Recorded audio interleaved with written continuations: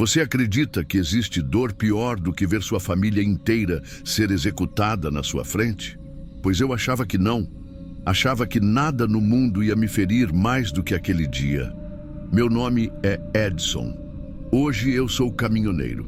Há 3 anos estou rodando esse país com meu caminhão e meus fantasmas. Antes disso, eu era policial. Servi por quase 2 décadas. E foi nessa farda que eu assinei, sem saber, a sentença da minha família. Participei de uma grande operação no norte do país. Um carregamento milionário de drogas foi interceptado. Foi um estouro. Eu virei o nome da vez dentro da corporação. Mas do outro lado, virei alvo. E quando eu menos esperava, eles entraram. Era um domingo. Churrasco pronto, minha esposa sorrindo na varanda, meus 2 filhos brincando com água no quintal. Eles não roubaram nada, não levaram nada, só atiraram. Deixaram só eu, de propósito. Eu vi o olhar de um deles antes de sair. Era como se dissesse, vive aí com isso agora. E eu vivi. Ou melhor, sobrevive até hoje. Aposentei, vendi tudo e comprei um caminhão. Um Scania velho, mas resistente. Batizei de Guardião, porque era o que eu queria ser, e não fui. A estrada virou meu esconderijo, meu jeito de fugir da casa vazia, das datas comemorativas, do quarto dos meninos. Mas o que aconteceu comigo na estrada foi pior. Pior porque foi o tipo de mal que sorri para você antes de te afundar, que te beija com gosto de veneno. Era para ser uma entrega tranquila, Salvador. Eu ia deixar uma carga de peças industriais e depois teria uns dias livres por lá. A ideia surgiu quando reencontrei uma conhecida do tempo da polícia. Nome dela era Patrícia. Nunca tivemos nada sério, mas ela sempre foi próxima. Aquele tipo de mulher que flerta nas entrelinhas, entende? Sabe elogiar do jeito certo, encosta no ombro quando fala, finge que não é proposital. Eu era casado. E ela sabia disso. Nunca passou disso. Mas agora eu estava sozinho.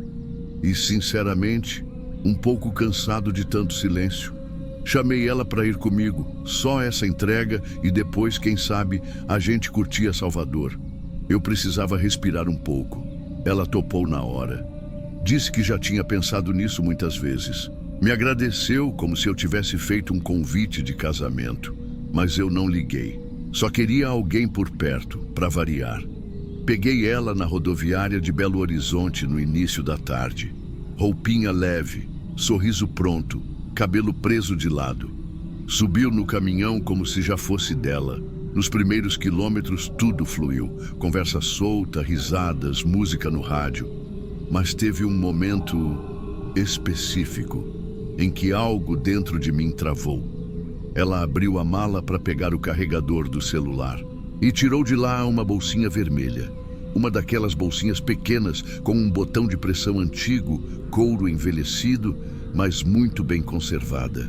Na hora que vi aquilo, me deu um negócio, uma fisgada seca no estômago, um mal-estar sem motivo, arrepio de dentro para fora. Eu nem sabia por quê, só sei que não desceu. Tentei disfarçar, seguir viagem. Ela guardou o carregador e deixou a bolsinha de lado, como se fosse a coisa mais normal do mundo. E foi aí que começou. Naquela madrugada, atravessando um trecho entre Vitória da Conquista e Itaberaba, eu atropelei um urubu.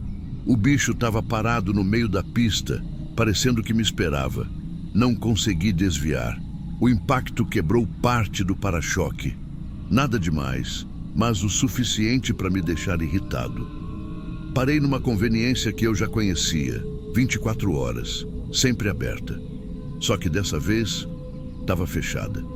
Sem uma luz acesa, sem um carro por perto. Aquilo me soou errado. Muito errado. O lugar era conhecido por ser movimentado de madrugada, mas naquele dia parecia abandonado. Decidi parar por ali mesmo. Já era mais de 2 da manhã. A chuva começou do nada, pesada, daquelas que batem no teto da cabine como se tivessem pressa. O vidro ficou embaçado, o mundo lá fora sumiu. Patrícia se aproximou, deitou no banco do carona e encostou a cabeça no meu ombro. Disse que sempre sonhou em viajar assim, que achava bonito um homem sozinho na estrada, forte, ferido, mas ainda inteiro. Eu não soube o que dizer. Só fiquei ali, tentando entender por que aquela bolsinha não saía da minha cabeça.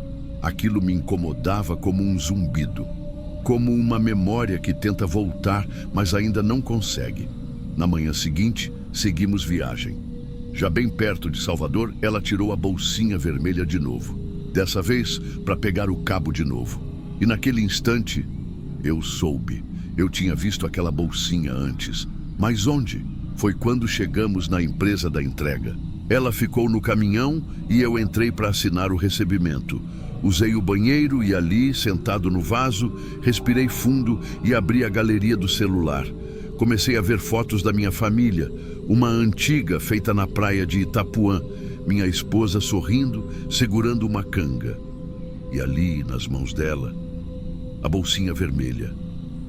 Minha cabeça girou, ampliei a imagem. O mesmo botão, a mesma costura desgastada no canto esquerdo, a mesma peça. Não tinha como ser coincidência. Era a mesma bolsinha. Aquela bolsinha era da minha esposa, uma relíquia, passada de geração em geração pelas mulheres da família dela. Era única. Eu sabia disso porque ela contava com orgulho, mostrava fotos da avó segurando aquilo. Era como um símbolo de pertencimento, como aquela mulher que estava no meu caminhão tinha aquilo nas mãos. Eu voltei para o caminhão com a cabeça girando, as mãos tremendo. Aquela imagem não saía da minha cabeça. A bolsinha era da minha esposa, era dela, e agora estava nas mãos da Patrícia. Subi na boleia em silêncio. Não falei nada. Ela perguntou se estava tudo certo com a entrega. Eu só balancei a cabeça. Mas em vez de seguir para o hotel como a gente tinha combinado, virei o volante e peguei a contramão da orla. Dirigi por uns 20 minutos até uma praia mais afastada, deserta, conhecida só por quem é da região. Estacionei com o caminhão de frente para o mar. Desliguei tudo. Silêncio. Ela olhou para mim, confusa. Perguntou o que a gente estava fazendo ali. E foi quando eu virei para ela e perguntei direto: como é que você tem essa bolsa? Ela congelou. Me encarou, pálida. Tentou rir, achando que eu estava brincando. Mas quando eu peguei o celular, abri a foto da minha esposa com a bolsinha nas mãos e mostrei para ela. O sorriso sumiu. Os olhos dela tremularam. A respiração ficou curta. Ela só disse: Eu não sei. Eu ganhei. Aí eu respirei fundo. E o policial que um dia eu fui, despertou. O Edson quebrado sumiu por uns minutos. Ficou só o olhar firme, o tom neutro, a frieza. Eu me ajeitei no banco, mantive o controle. Olhei bem nos olhos dela e fui fundo. De quem você ganhou? Eu não lembro. Foi há muito tempo.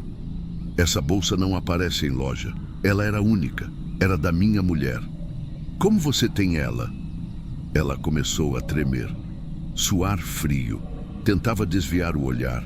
Pedia pra gente ir embora dali. Mas eu estava calmo. Um tipo de calma que só quem morreu por dentro entende. Você vai me dizer agora, ou a gente não sai mais daqui. Eu falei isso olhando para ela, mas meu corpo já se movia sozinho. Abri o compartimento secreto da cabine. Peguei a arma. A mesma arma que ficou guardada desde que deixei a polícia. A mesma que quase usei contra mim uma vez, mas não tive coragem. Era ela quem agora fazia a pergunta. Apontei, travei a respiração e disse: me conta agora, ou você não vai mais ver a luz do dia. Ela chorou, implorou, disse que eu estava ficando louco. Mas então, num instante de pavor puro, desabou, caiu de joelhos no banco e falou: eu roubei. Meu coração congelou. Aquilo soou como um trovão no meio do peito. Como assim?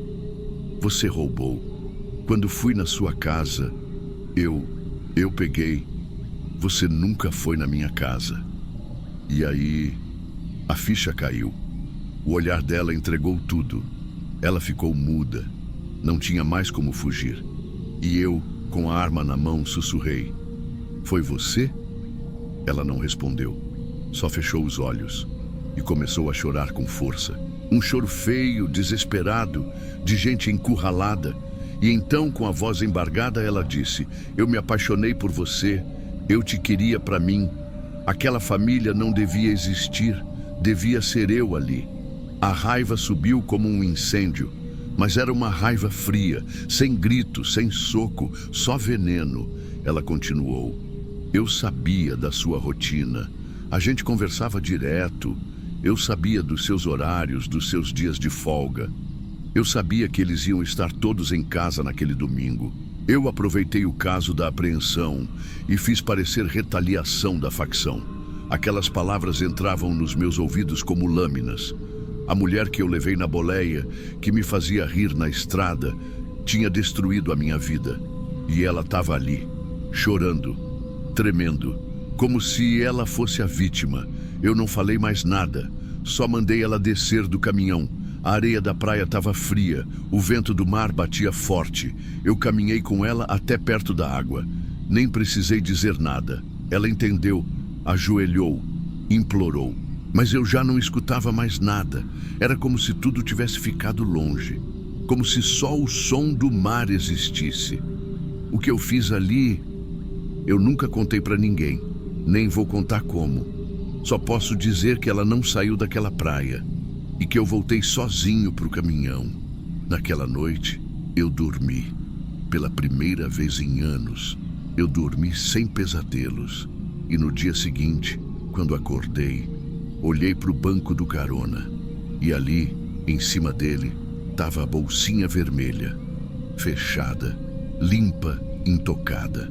Peguei, olhei por alguns segundos e joguei no mar. Tem gente que vai dizer que eu errei, que justiça não se faz com as próprias mãos. Mas quem diz isso nunca enterrou os 3 únicos motivos que tinha para continuar vivo. Eu fiz o que achei que devia ser feito. E se isso me condena, que seja. Eu ainda rodo por aí. Ainda durmo em pátios, ainda como marmita fria, ainda converso com o rádio quando o silêncio pesa demais. Mas hoje, pelo menos, eu durmo em paz. Porque o mal que destruiu minha família não vive mais.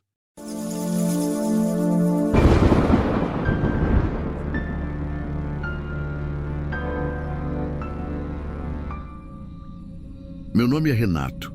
Tenho 39 anos e rodo esse Brasil há quase 2 décadas. Já vi muita coisa nessa estrada. Acidente, assalto, gente morta, carga desviada, amigo sumido. Mas o que eu vou contar aqui é de outro nível. É de virar o estômago. E até hoje, eu me pergunto se fiz o certo. Era para ser só mais um frete. Saí de Boa Vista com destino a Manaus. Carga leve, estrada conhecida, viagem programada. Tudo certinho. E eu estava tranquilo naquele dia, para falar a verdade. Fiz uma parada rápida num restaurante de beira de estrada só para tomar um café e usar o banheiro. Coisa de 10 minutos. Quando eu volto para o caminhão, vejo um papel preso no limpador do para-brisa.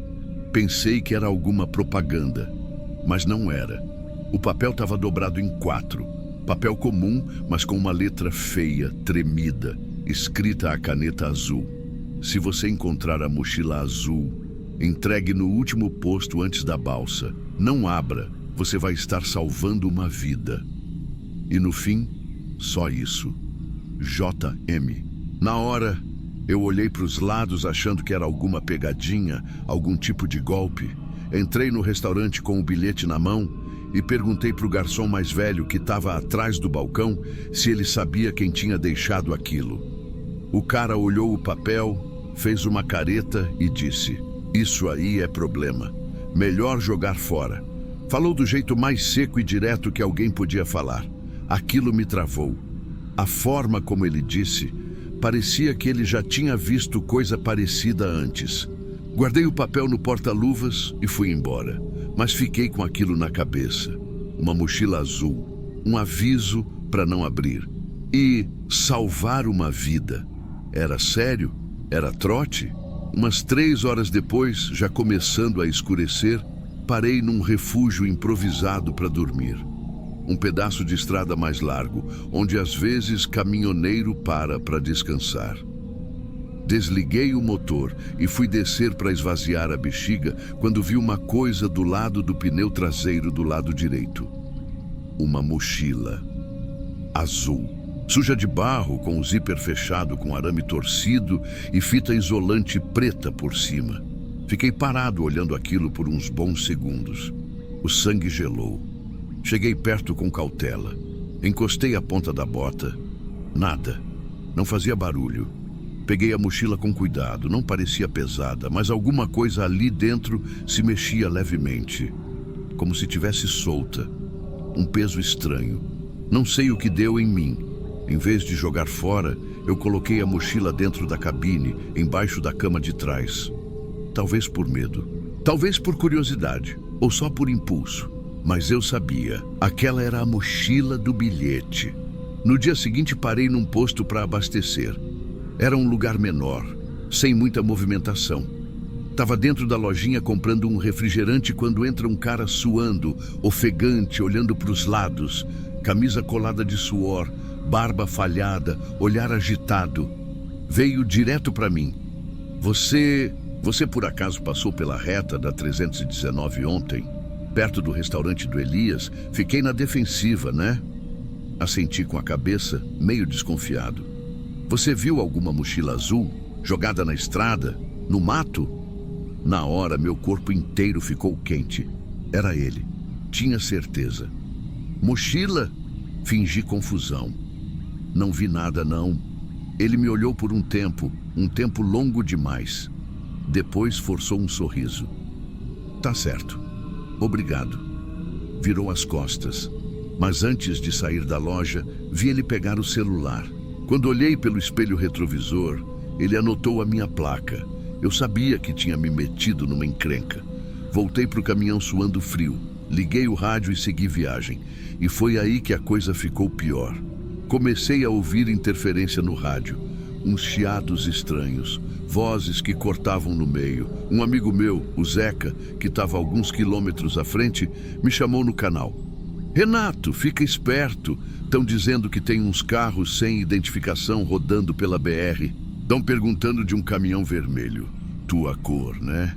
Respirei fundo, coração disparado. Tava na cara que era comigo. Parei no acostamento, saí do caminhão e fui até a traseira. Abri o compartimento de trás onde estava a mochila. Peguei ela, fiquei olhando, podia jogar fora, podia cortar o arame, abrir, ver o que tinha e acabar com aquilo. Mas não consegui. Só conseguia lembrar da frase no papel. Você vai estar salvando uma vida. E agora, depois daquele cara, eu tinha certeza que não era exagero. Tinha algo muito errado envolvido. Algo pesado. Algo que eu não ia conseguir esquecer mesmo que tentasse. Voltei para o volante e tomei a decisão. Ia levar até o posto indicado no bilhete. O último antes da balsa. Não fazia sentido, mas era o que eu tinha. E talvez fosse o único jeito de sair vivo dessa. Cheguei perto do lugar quase no fim da tarde. O céu nublado, o calor abafado, o asfalto quente vibrando sob os pneus. Estacionei o caminhão ao lado de um muro rachado, cheio de marcas de pneu. Era um lugar antigo, meio largado. Do lado da bomba de diesel, sentada num toco de madeira, estava uma mulher, muito magra, rosto coberto por um lenço escuro, cabeça baixa. Parecia esperando. Desci devagar, andei até ela. Quando cheguei perto, perguntei: "Você é JM?" Ela não respondeu. Só começou a chorar. De leve, sem fazer escândalo. Chorava sem mexer o corpo. "Eles estão atrás da única prova", ela disse. "Tá aí dentro. Obrigada por não ter aberto." Antes que eu perguntasse mais alguma coisa, ouvi motor. 2 carros surgindo acelerados, levantando poeira, vindo do sentido contrário. A mulher se levantou e correu para o mato. Nem olhou para trás. Eu corri para o caminhão e bati a porta com força. Liguei e saí cantando pneu. Eles tentaram seguir, mas fui mais rápido. Cortei por um trecho alternativo que só quem é da estrada conhece. Cheguei até a balsa tremendo, o rosto molhado de suor. As mãos ainda no volante mesmo depois de ter parado. Um dos funcionários me reconheceu. "Ei, meu irmão, olha isso aqui." E me mostrou o celular. Era uma notícia de última hora. Empresário investigado por tráfico humano morre em confronto com a polícia. Mulher mantida em cativeiro é resgatada viva. Provas foram entregues anonimamente à promotoria. Caso envolve políticos e empresários de vários estados. A foto era ela, a mulher do lenço, a mulher que eu encontrei no posto. A mochila ainda estava ali, e quando abri mais tarde, só para conferir se era verdade, tinha um HD, encapado em plástico, sem nome, sem etiqueta, mas pesado, frio. E o que estava ali dentro não era carga, era sentença. Eu fiquei uns bons minutos olhando aquele HD na mão. Era pequeno, parecia inofensivo, mas dava para sentir que tinha coisa podre ali dentro. Não precisei nem ligar em computador nenhum. Só de ver o jeito como aquela mulher falou, o choro dela, o desespero do cara suando atrás da mochila, eu já sabia. Aquilo não era prova contra um sujeito só. Aquilo derrubava gente grande. E o pior é que aquilo estava comigo. Naquela noite, dormi com o HD enfiado no bolso de trás da calça. Tranquei o caminhão, deixei o motor pronto para ligar e qualquer barulho que eu ouvisse, eu já estava com o pé no acelerador. O sol nem tinha nascido direito quando deixei a balsa para trás. A estrada era outra. O Brasil, para mim, era outro. Não era mais só buraco, frete e diesel. Agora tinha medo. Não era medo de morrer. Isso a gente já aprende a conviver. Era medo de quem eu estava incomodando, de quem podia estar me vendo. 2 dias depois, já em Manaus, deixei a carga no galpão e decidi fazer algo que nunca faço. Fui para um hotel, em vez de dormir na cabine. Algo em mim dizia que aquela história ainda não tinha acabado. E eu estava certo. Era início da noite, quando a recepcionista chamou no quarto. Disse que um envelope tinha chegado para mim, sem remetente, sem nome, só escrito quarto 12. Abri com as mãos tremendo. Dentro, uma folha dobrada. Uma frase só.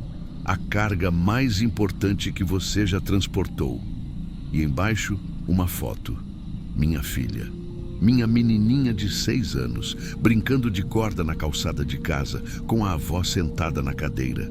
No verso da foto, escrito a caneta: "Agora siga sua rota." Eu não chorei, não gritei, não corri, não fiz nada. Só fiquei sentado ali, segurando a foto, com a cabeça latejando. Era um recado, claro, limpo, direto e frio. Eles sabiam quem eu era, onde eu morava, quem era minha família. Eu podia ter morrido no lugar daquela mulher. Eu podia ter morrido no lugar do cara que mandou o bilhete. Mas eles me deixaram viver, porque eu entreguei, porque eu obedeci. A partir daquele dia, mudei tudo. Rota, placa, número de telefone, tudo. Nunca mais voltei para o norte, nunca mais peguei frete daquela região. Nunca mais. Hoje rodo mais pelo centro-oeste e pelo sul. Mais seguro, mais quieto. E mesmo assim, de vez em quando, me pego olhando pelo retrovisor mais do que devia. Porque eu sei que não acabou. Eles ainda sabem de mim. Eles só estão deixando. Outro dia, dirigindo na BR-153, vi uma mochila azul no acostamento. Igualzinha àquela. Eu acelerei. Não porque tive medo, mas porque tive certeza. Certeza de que tem gente que carrega o inferno nas costas e chama de prova. Gente que guarda o mal dentro de um zíper lacrado. Gente que tenta salvar o mundo, deixando o próximo com o alvo nas costas. E eu fui esse próximo. Não sei se ajudei alguém. Não sei se a mulher tá viva até hoje. Não sei quem era o tal Joem.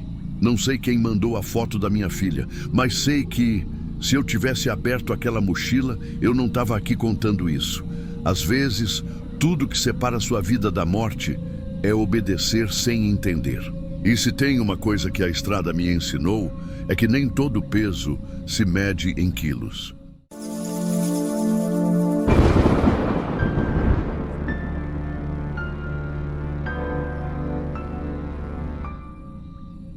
Tem coisa que, se eu não tivesse anotado, eu mesmo acharia que foi sonho.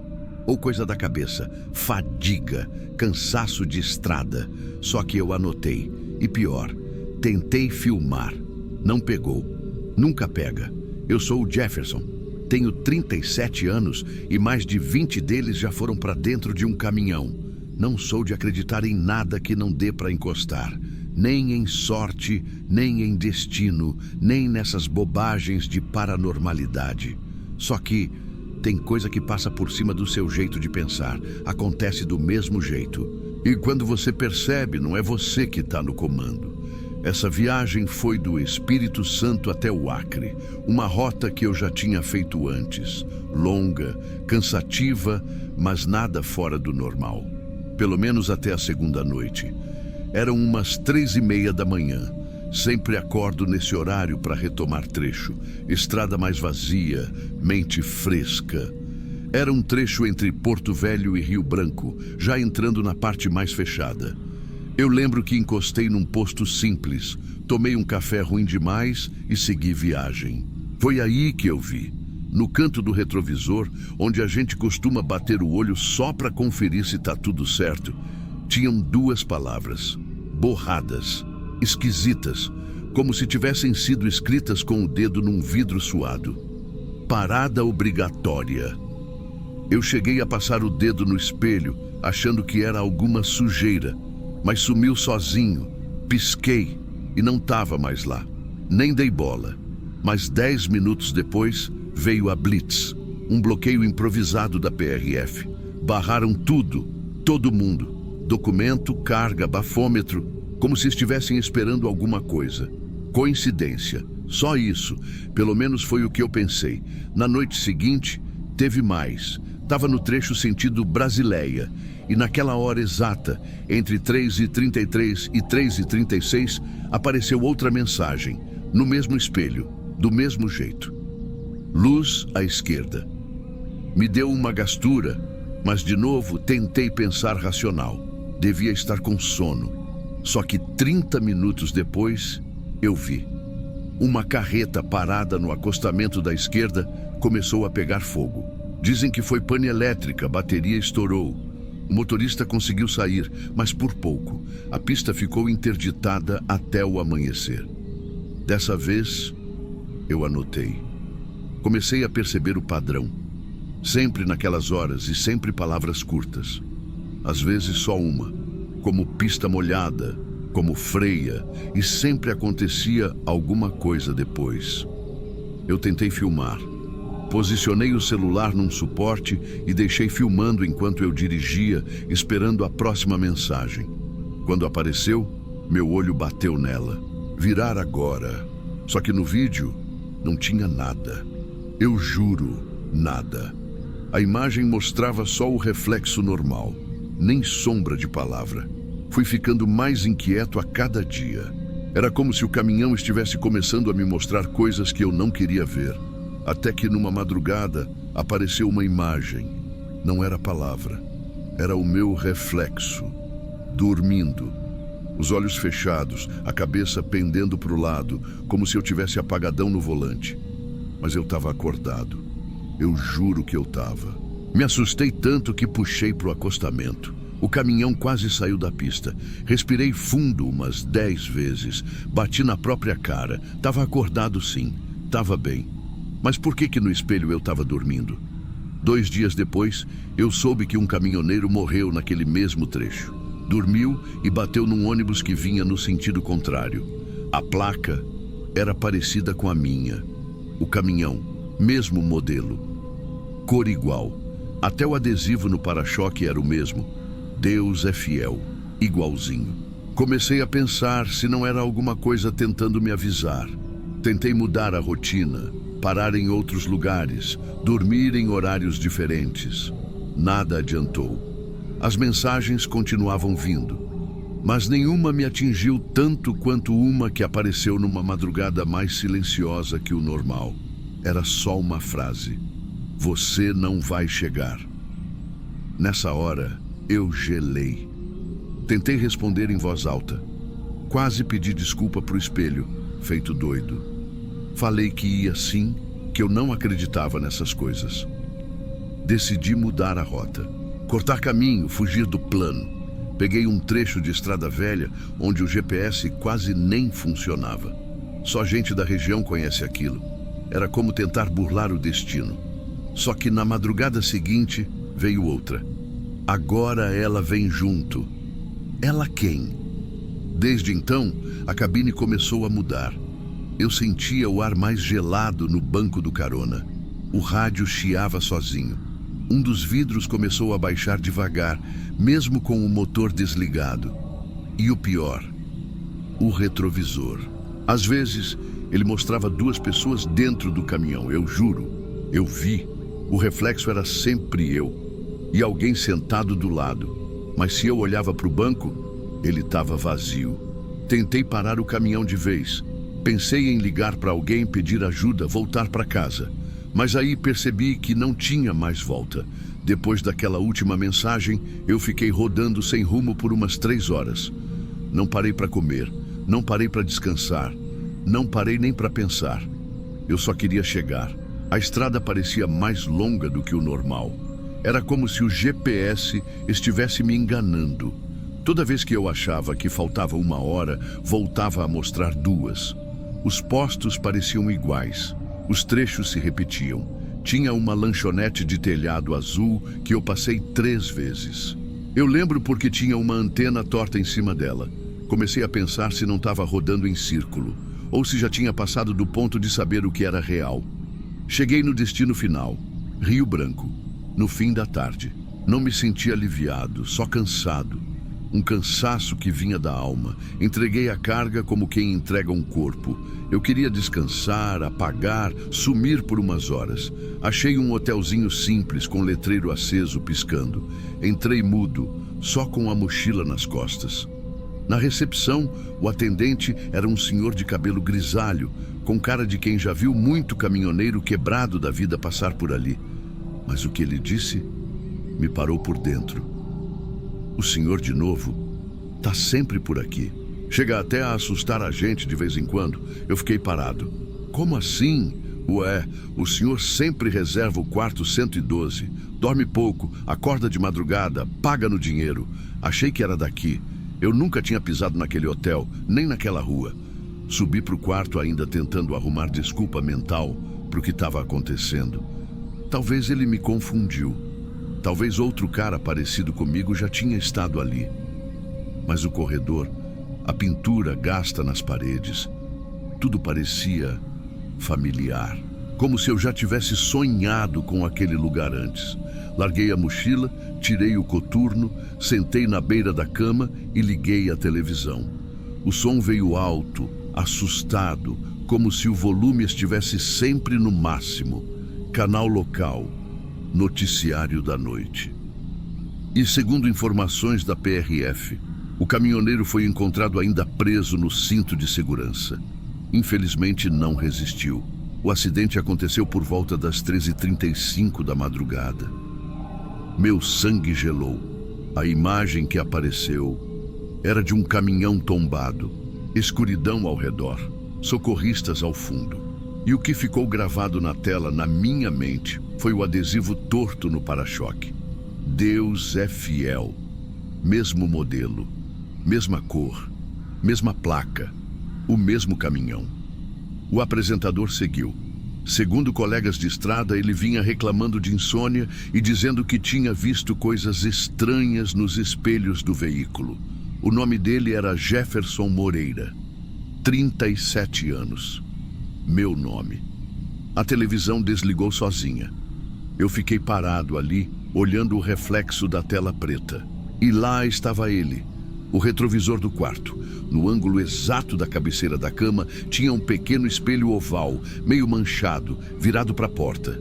Eu levantei, devagar, com a garganta travada. Caminhei até ele. As letras começaram a surgir na neblina do espelho, igual às outras vezes. Você não entendeu. Eu toquei o espelho. Meu dedo ficou frio. Mas a mensagem não sumiu. Dessa vez, ela ficou ali, como se fosse um aviso que não tinha mais volta. como se fosse tarde demais para tentar mudar o final. E foi aí que eu entendi, ou quase entendi. A estrada não tinha fim. Eu não sei se eu cheguei, não sei se eu escapei, não sei se eu morri. Só sei que desde aquele dia eu ainda me vejo no retrovisor. E às vezes eu tô dormindo. Se algum dia você cruzar com um caminhão azul escuro com um adesivo torto no para-choque, não olhe para o retrovisor dele. Pode ser que você veja alguém que não deveria estar ali, nem você. Se você chegou até aqui, escreve aí nos comentários. Deus é fiel. Quem sabe ele ainda está olhando pelo retrovisor.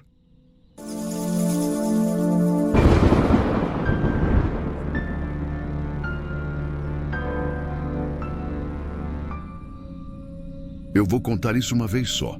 E depois disso, não quero mais tocar no assunto.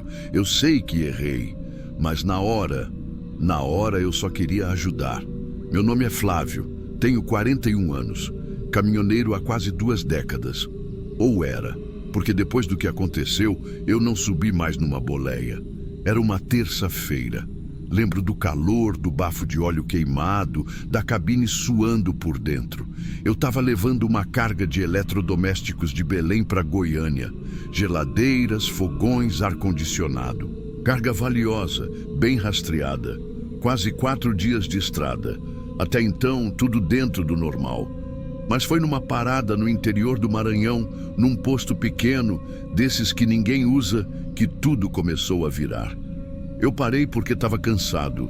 Era fim de tarde, o sol descendo pesado no horizonte, céu meio roxo. O posto parecia meio morto, só um frentista na bomba, nenhuma alma na loja de conveniência. Comprei água, uns biscoitos, e quando saí, ela estava lá, sozinha, parada entre 2 caminhões. De cabelo preso de qualquer jeito, uma mochila pequena nas costas e um jeito estranho. Ela não me olhou de longe, esperou eu me aproximar. E aí veio direto. Você vai para longe daqui? Eu parei. Falei que sim, estava indo para Goiás. Ela olhou para os lados, depois para mim. Me leva, por favor. Eu não vou dar trabalho, só preciso sumir. Fico escondida na cabine. Prometo que ninguém vai nem saber que tô lá. Eu franzi a testa. Disse que não levava carona, que era perigoso, que a carga era pesada. Eu não preciso sair do caminhão, não preciso de nada, nem de conversa, só me deixa ir.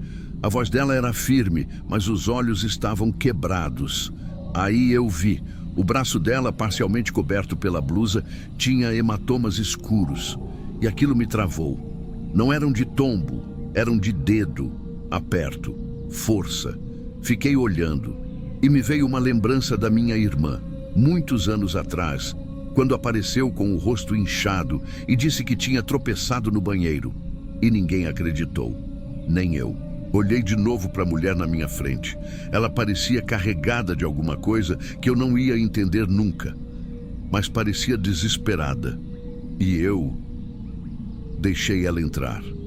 Abri a porta do carona. Ela subiu, fechou e deitou no banco, encolhida, como se quisesse desaparecer. Só uma condição, falei. Ninguém pode saber que você está aqui. Nem polícia, nem ninguém. Ela balançou a cabeça com os olhos ainda abertos, como se não confiasse nem no próprio sono. A gente pegou a estrada. O clima era pesado, mas silencioso. Nos primeiros quilômetros, só o barulho do motor. Ela não falava nada, nem quando eu tentava puxar assunto. Perguntei o nome. Ela hesitou. Me chama de Ana. É o que importa. As respostas eram sempre curtas. Sim, não, talvez. Não quis comer, não quis água, não quis conversar. E eu respeitei. Porque algo me dizia que ela já estava vivendo num mundo interno em colapso. No meio da madrugada, parei num ponto fora da rodovia, conhecido entre os caminhoneiros. Área sem luz, isolada, segura para descanso. Falei que ia dormir um pouco. Ela disse que ficaria ali mesmo, deitada. Apaguei a luz da cabine. Deitei. Mas o sono não veio, porque ela começou a chorar.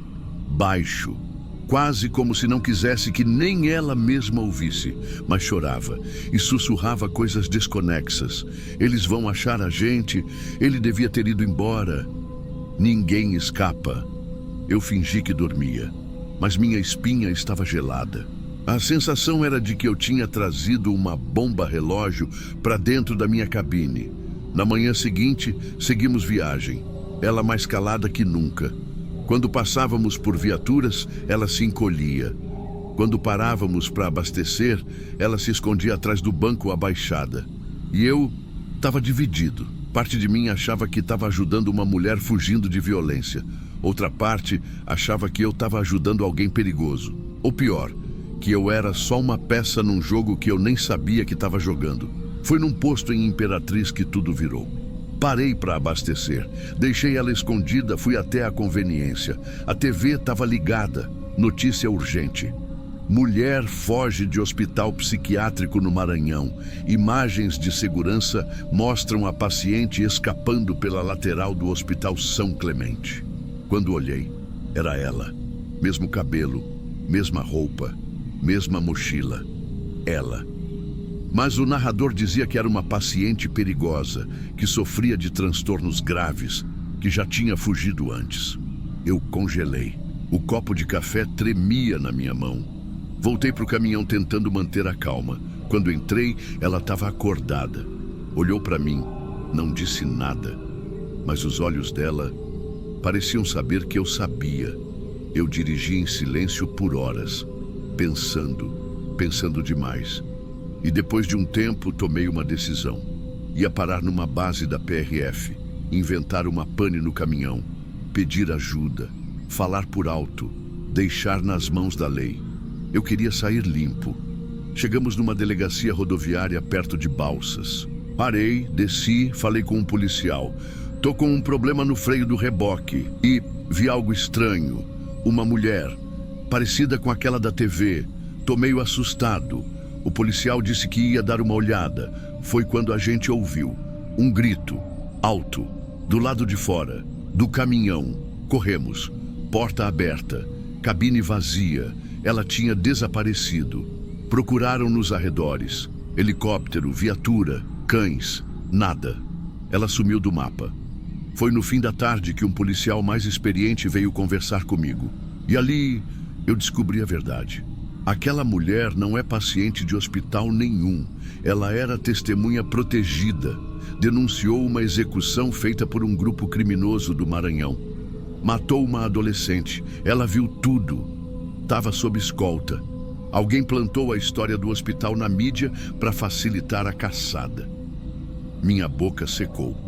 O coração batia como se tentasse sair pela garganta. E eu tinha sido o transporte ideal. Ninguém desconfiaria de um caminhoneiro. Voltei para a estrada sozinho. Mas a cabeça, essa ficou congestionada. 2 dias depois, me chamaram na delegacia. Tinham imagens do posto. Eu aparecia conversando com ela. A gravação foi usada como prova. Me interrogaram. Falaram em associação, tráfico de informação, transporte ilegal de testemunha. Meu caminhão foi retido, a carga devolvida, minha reputação destruída. Nos grupos de caminhoneiros, minha foto viralizou. Esse aí foi o último a ver ela viva. Levou direto para a morte. Vendeu a mulher. Recebi ameaças. Gente dizendo que eu ia pagar. Mesmo sem provas, fui liberado, mas eu já não conseguia mais encostar no volante. Vendi o caminhão, fui morar no fundo do terreno da minha mãe. Consegui um trabalho num depósito. Vida muda, silêncio. Nenhum amigo da estrada me ligou de novo. Então, 1 mês depois, saiu a notícia. Encontraram o corpo. Barranco, mato fechado. 300 quilômetros de onde ela sumiu. 2 tiros, um na boca, um no pescoço.